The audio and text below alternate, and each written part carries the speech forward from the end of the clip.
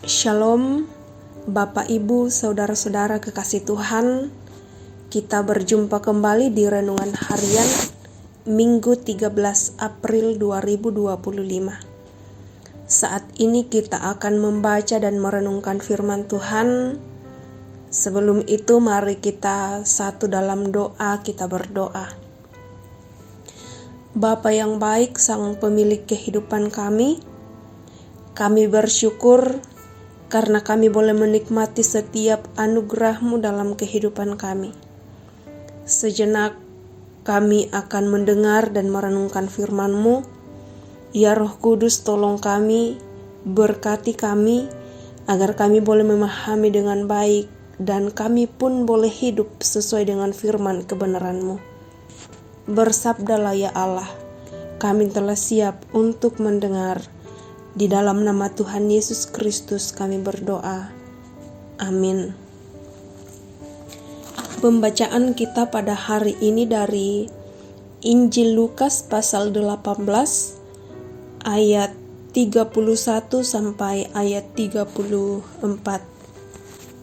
Firman Tuhan, pemberitahuan ketiga tentang penderitaan Yesus.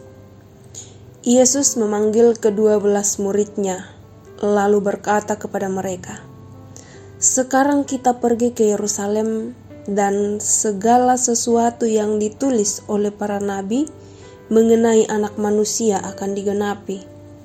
Sebab Ia akan diserahkan kepada bangsa-bangsa yang tidak mengenal Allah, diolok-olokkan, dihina dan diludahi, dan mereka menyesah dan membunuh Dia.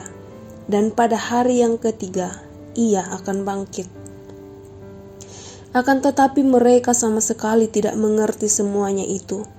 Arti perkataan itu tersembunyi bagi mereka, dan mereka tidak tahu apa yang dimaksudkan. Amin. Pokok perenungan kita pada hari ini adalah memberitahukan penderitaan. Bapak, Ibu, Saudara yang kekasih dalam Tuhan, setiap orang memiliki respon yang berbeda saat menerima berita tentang sesuatu hal, apalagi yang terjadi secara tiba-tiba. Respon berita yang telah disampaikan dipengaruhi oleh pikiran setiap orang. Penderitaan Yesus adalah berita yang telah disampaikan oleh para nabi dalam Perjanjian Lama. Dan kini Yesus memberitahukan kepada ke-12 murid tentang penderitaannya dan maksud dari penderitaan tersebut serta kemuliaan yang akan dinyatakan kepadanya. Penderitaan yang Yesus alami disampaikan satu persatu, yaitu diserahkan kepada bangsa-bangsa lain, diolok-olok, dihina dan diludahi, dicambuk dan mengalami kematian. Berita ini sungguh tak menyenangkan, sampai berita puncak bahwa pada hari yang ketiga Ia akan bangkit tidak dihiraukan lagi. Akhirnya, murid-murid sama sekali tidak mengerti dan tidak tahu apa yang dimaksudkan. Kehidupan orang percaya yang dengan jelas telah menerima pembinaan rohani sampai tiba pada pengakuan Yesus Kristus itulah Tuhan dan Juru Selamat, kerap mengalami situasi yang sama dengan murid-murid. Murid-murid memiliki prasangka yang bertolak belakang dengan pemberitaan yang Yesus sampaikan. Yesus yang adalah Guru dan Tuhan, Mesias yang diutus Allah, dibayangkan sebagai Mesias yang tidak mengalami penderitaan, duduk saja di singgasana kerajaannya untuk memerintah dan menghakimi dunia. Padahal penderitaan yang dialami oleh Yesus adalah cara menggenapi pengutusannya ke dalam dunia. Prasangka dapat membuat orang percaya menolak kebenaran, sehingga tidak menemukan jalan yang benar.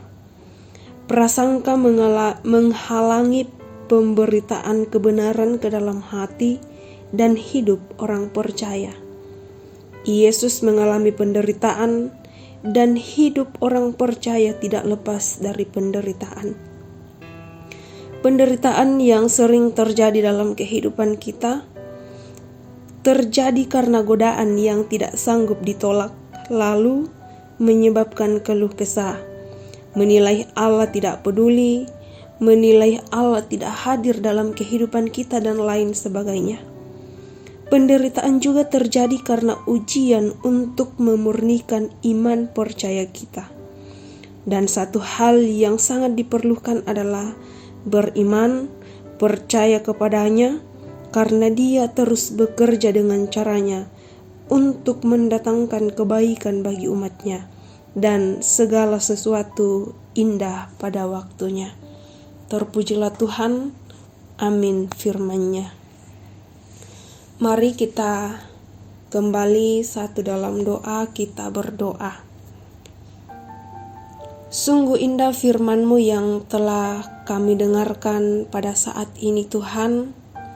Kami percaya bahwa ketika kami semakin mendengarkan firman-Mu, maka melalui firman-Mu kami semakin dikuat teguhkan, kami semakin dibaharui, bahkan semakin diperlengkapi dalam menjalani kehidupan ini. Ya Allah, pada saat ini kami bersyukur untuk setiap anak-anak Tuhan yang boleh menikmati berkat Tuhan dalam kehidupan mereka. Baik itu berupa kenaikan pangkat, boleh menerima sebuah pekerjaan, boleh sembuh dari sakit penyakit, boleh merayakan hari ulang tahun pernikahan, boleh menyelesaikan studi, bahkan yang boleh menerima pertambahan usia pada hari ini. Kami percaya bahwa Tuhan sendiri yang akan memperlengkapi setiap sukacita mereka. Yang dalam kelemahan tubuh Tuhan berkati, berikan kekuatan kesehatan yang baik. Yang dalam keadaan berduka cita, Tuhan hiburkan dan kuatkan mereka senantiasa. Kami berdoa untuk orang tua kami dalam menjalani masa tua mereka. Engkau berikan kekuatan kesehatan yang baik dalam menjalani kehidupan ini. Anak-anak Tuhan dalam proses pertumbuhan, kiranya semakin bertumbuh dalam cinta kasih sayang Tuhan. Yang dalam pendidikan, Tuhan senantiasa berikan hikmat, kebijaksanaan, bahkan kepintaran. Segenap majelis gereja dalam mengangkat tugas, tanggung jawab, dan pelayanan mereka, kiranya semuanya itu diangkat hanya untuk kemuliaan bagi nama Tuhan saja.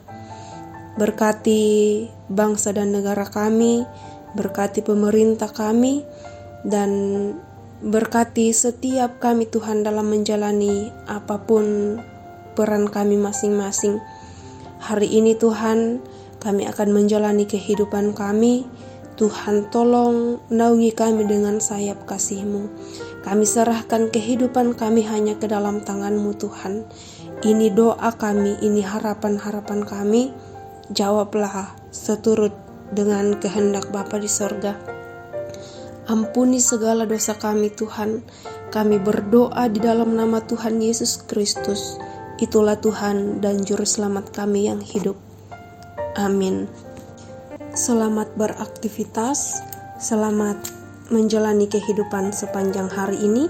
Tuhan Yesus memberkati kita semua.